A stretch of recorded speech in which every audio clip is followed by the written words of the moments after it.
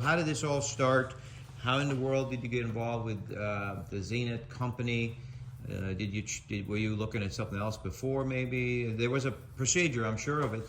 Well, I was actually starting to look to buy a used plane. I started looking at the cost and what was out there. Okay. And there at Springfield downtown, we ran across the guy that had a Zenith plane, and every time we walked by, he'd pull us in and show us what he did. It was a low wing, so and he told us about Zenith, and I'd never even heard of kit planes. I hadn't even thought about kit planes. Didn't Right. consider it. Well, then we found out that Zenith had the factory in Missouri, which was Florida said that Missouri Yeah. would have a Yeah. airplane factory that made the kit planes. So we went up and visited it. Well, we went back and did the rudder workshop. Yep, did that. Decided we can do this. I'm a computer person. She's an accounting person. Never worked on anything like this in our lives. Well, you have a little bit of aviation, though. Aviation Flying skills, but research, no not maintenance, building. no building. But tell us about that, like your previous flying. So I flew Hueys and 58s in the Army. I was in for 14 years. Did that, got out in 2000, waited 15 years to fly again. Then all of a sudden the interest came back and she'd never flown. So I said, let's go take lessons together. We did. She got hooked. I realized how much fun it was. Good. And then we started again. That's when we figured out, go do something. And here we are from Viking Aircraft Engines. We're helping to do the final inspection, the final after the final after the final, to make sure that the airplane is airworthy, because me, Jan, I'm going to fly the airplane. And it's a wonderful plane, and we work as a team to get it all done.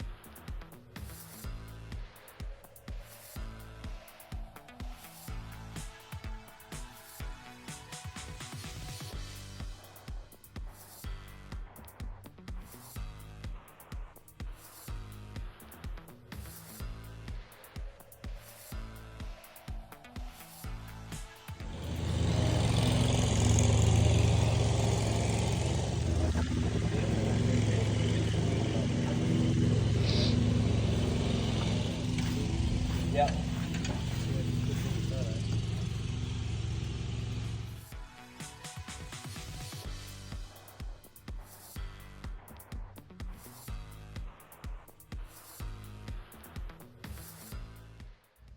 Yeah, most of us were working.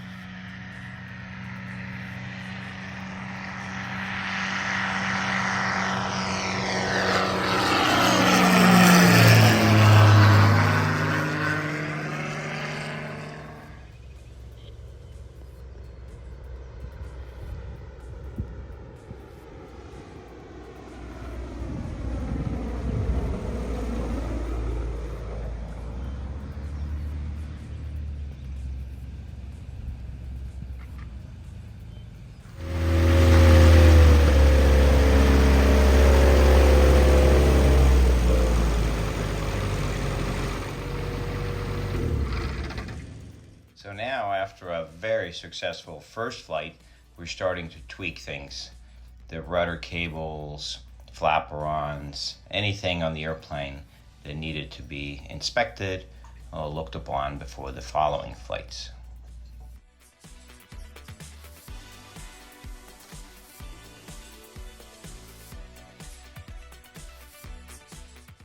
And later in the day, after many flights and testing, we were able to incorporate builders as necessary crew to record data with their proper paperwork to be flying.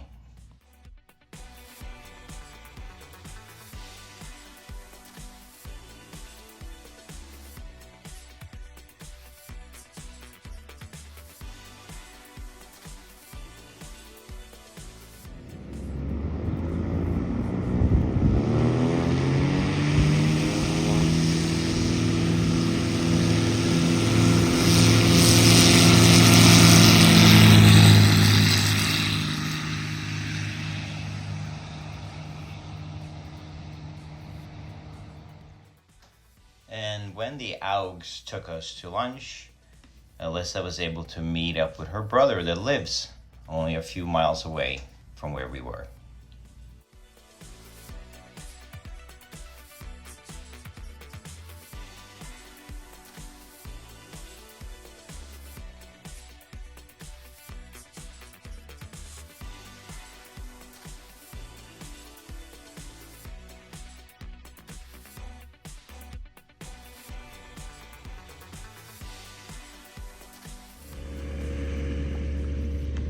Zenith booty.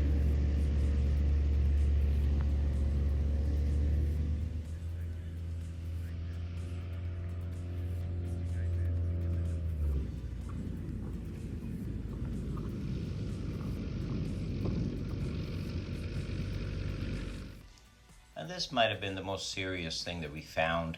After that firm landing, the elevator was allowed to go all negative or down elevator. And we found that the elevator locked up completely. And not something that could have happened in flight, but serious anyhow.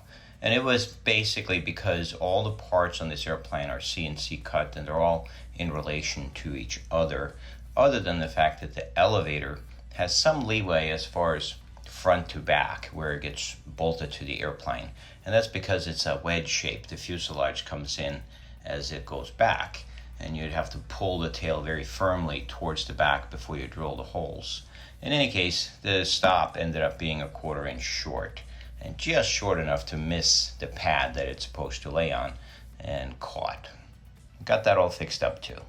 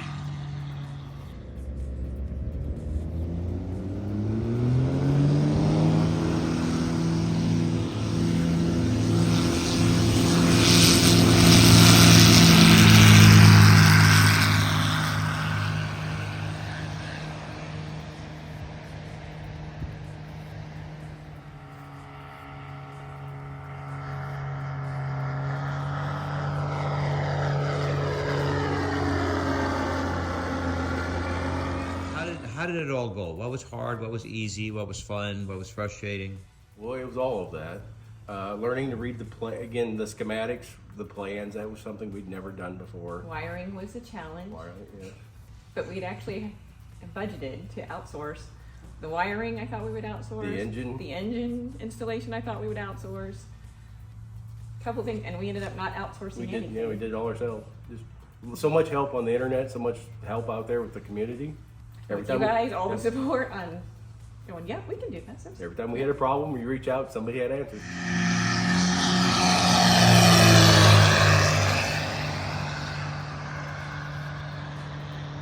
Show off.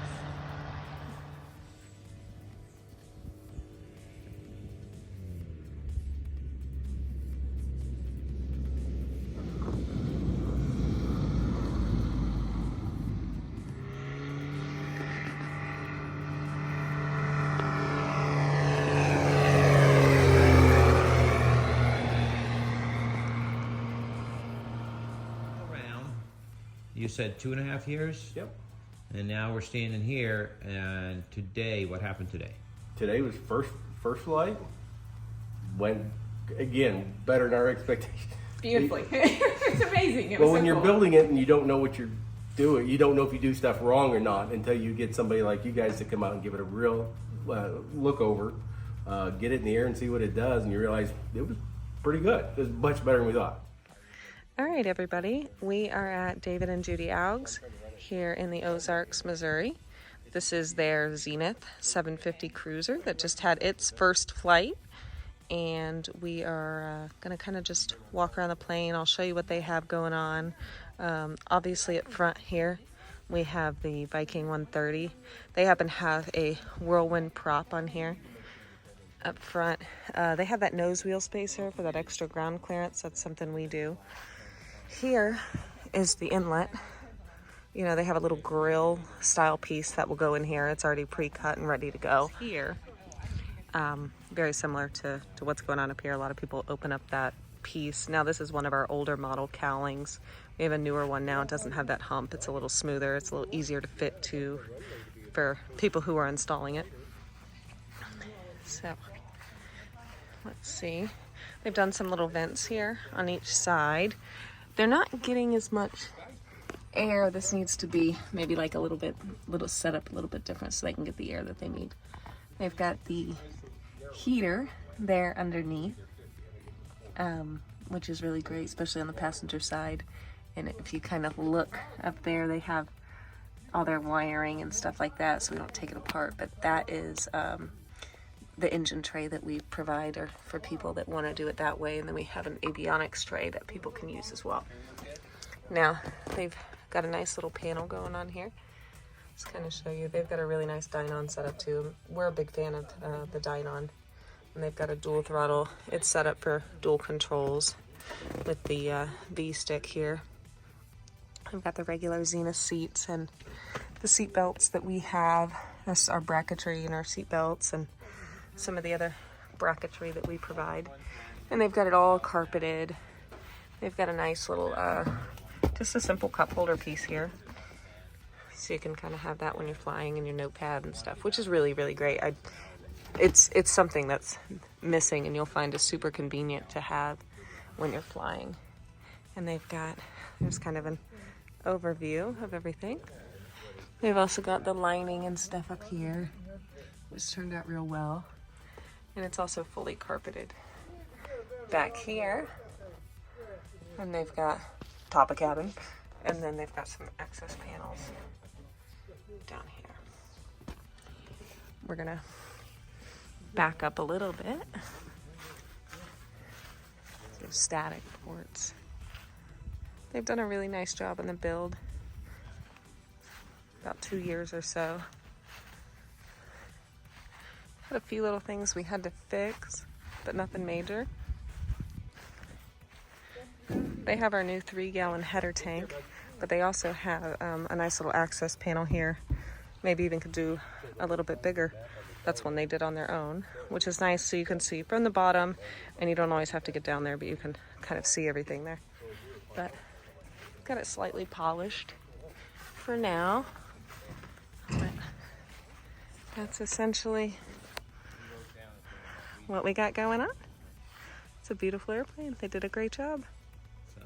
We're here because we have kind of a stake in this. The front 1/5 of the airplane kind of came from our place in Florida, Viking Aircraft Engines.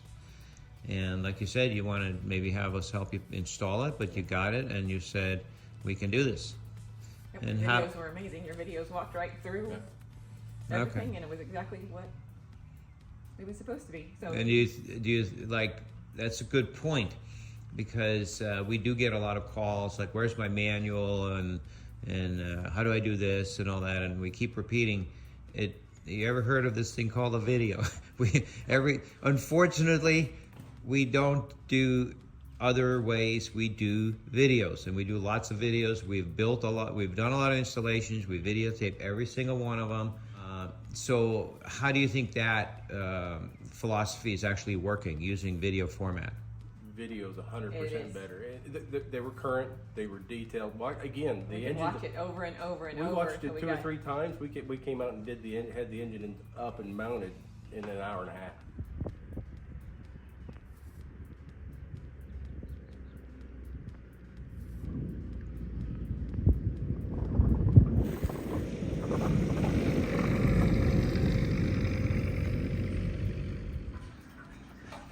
Now, one last question about everything that happened today and building your own plane with your wife, and then deciding, like you said, the more you built your plane, the more you realized that, hey, we're fully capable of doing all this stuff ourselves. We installed our own engine. We didn't think we were going to, but we did. We did a lot of our avionics. It was fun to do everything now. But you kept the first flight program that Viking offers intact, and we did come here and we spent the day with you guys, and we had a great time. So what was the rationale for keeping that part of it, or outsourcing the first flight type of thing? We've talked to several people, and several people said that they were willing to do the first flight. I've had people willing to come out and look over the plane. The problem I had with that is none of them had built a Zenith, none of them had experience with a Zenith, and none of them had experience with a Zenith with a Viking engine. So again, I had people that I would come out and I know that they would look it over, but I also know that they didn't have the experience and the history to find the common things that people miss or the tweaks that make it better that immediately that I knew that you guys could do. Again, you guys have the best, in my opinion, the best experience of both, of how the whole thing works together. And again, coming out and then giving us the tips and tricks and making everything better was well worth the money. So almost like as a final check, look it all over one more time type of thing? And a peace of mind that it's safe to fly. It just gave me a huge peace of mind that everything is set up, everything works, everything's safe.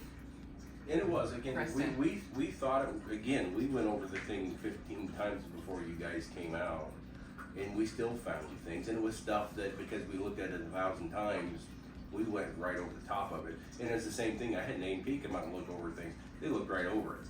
So again, it's stuff, it's the history that you've seen from doing it multiple times, and then seeing the unique combination of that engine on this airframe, and how it should sound, how it should work, was awesome. The peace of mind that you were talking about, is that in itself worth something? Well worth. Yeah. 100%.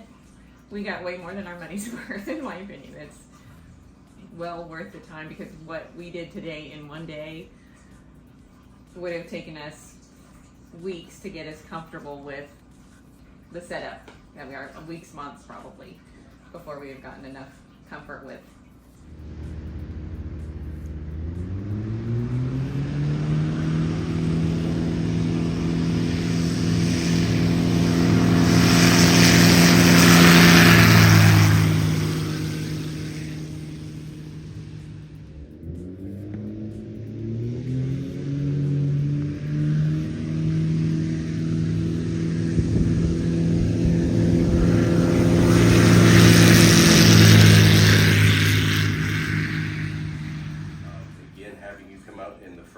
Sit there and go from top to tail, tip to tail, and just look over the whole thing to give us a good idea of, first of all, the safety, did we miss anything obvious? Then it was actually starting it, flying it, taxiing it, and seeing how it reacted. And that's where your experience came in. You're right, I had a heavy wing. There were some things that we would have not known, would have taken us all kinds of time to research, figure out to do, that we fixed in minutes because you guys were here. Right. Well, that's just the first gearbox oil change. I mean, We've never done that. never done that. Did it twice today.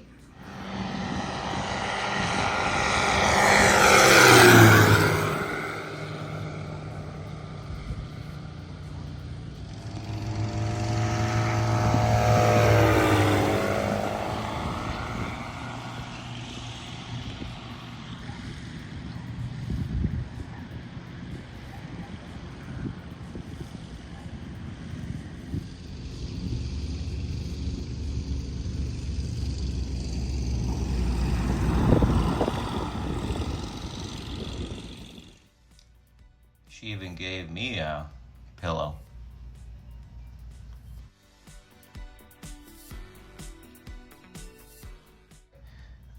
Did see 123 knots.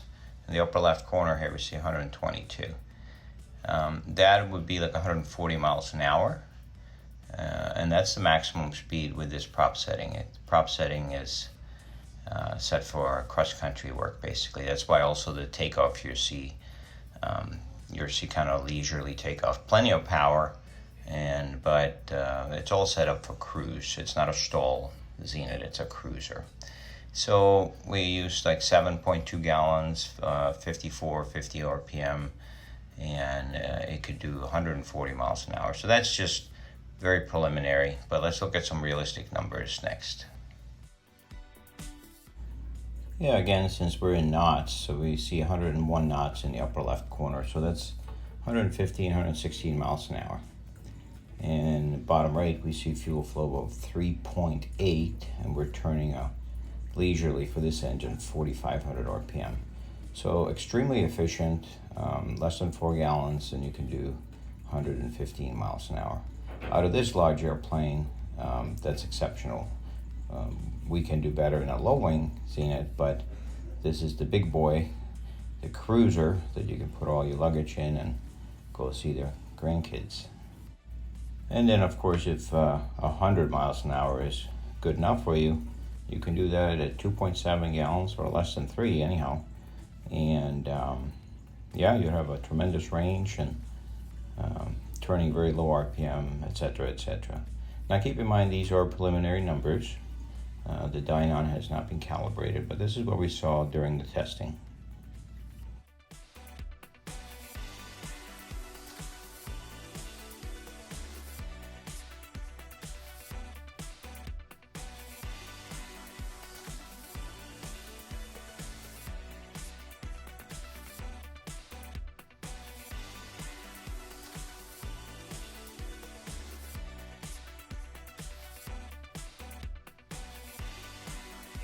And I flew it, and it flew great. It had a little bit of a slightly heavy left wing. We fixed that like nothing. Put a little tab on there.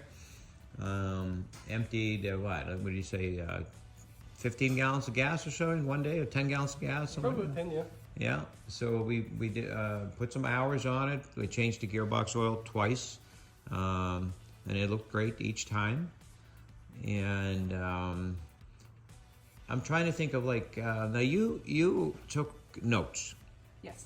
and so what as a repeat of your notes from what you remember, what kind of things did you write down? A couple little clamps we need to replace. Had some wormhole or whatever those clamps are. We need to fix a couple of those. One clamp, yeah. Yep. I need to redo my safety wire after we did some changes back there. Which had nothing to do with the way you safety wired. It was just we had Right. to cut it, Yeah, make an we did adjustment. that. Yeah. Place you need to put it back on there. I know a lot more about what things to watch on the engine now, and as we run it, as we do things where potential points are that we need to keep an eye on. Yeah, as far as possible leaks, Right. cooling levels where they're supposed to be, how to change the gearbox oil. You guys are set up to get a propeller balance, because we did feel a slight vibration from the propeller. But other than that, huge success. And like I think me and Alissa mentioned over lunch, there's like old time builders, there's new builders. You guys are in the new builder category, and so we know how we feel like you guys are lucky in a sense. That's a little bragging maybe, but because you finished the airplane, we started it up, we flew it, and we landed. And did we make any adjustments to anything? The cooling, the engine, nothing, right? Nothing. No. Just flew all day. So that's we're obviously proud of that, and we're proud of the way you installed it and followed the videos, and now you got a flying plane. Congratulations. Yes, thank you. Yep.